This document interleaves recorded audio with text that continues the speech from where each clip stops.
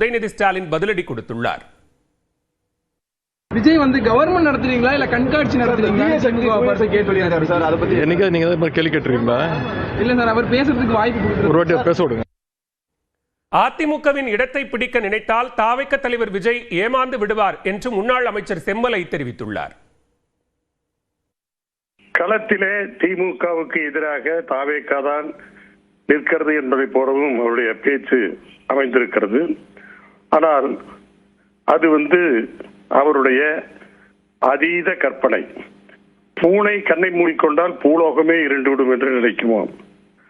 எனவே அவரது கற்பனையில் அப்படி அவர் நினைப்பாரேயானால் நிச்சயமாக களத்திலே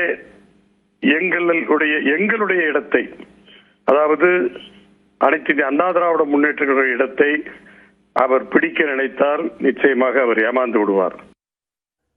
தாவேக தலைவர் விஜய்க்கு அடுக்குமொழியில் யாரோ பேச கற்றுத்தந்திருப்பதாக விசிக தலைவர் திருமாவளவன் விமர்சித்துள்ளார். சார், விஜய் இன்னைக்கு கூட்டத்தில் பேசும்போது திமுக ஒரு தீய சக்தி, தாவேக ஒரு தூய சக்திங்கிற மாதிரி பேசியிருக்காரு. அதிமுக நாங்கள் தான் களத்தில் நாங்கள் தான் அடுக்குமொழியில பேசுறதுக்கு யாரோ கற்று தந்திருக்கிறாங்க. தூய சக்தி தீய சக்தின்னு அது மக்கள் முடிவு செய்வார்கள்.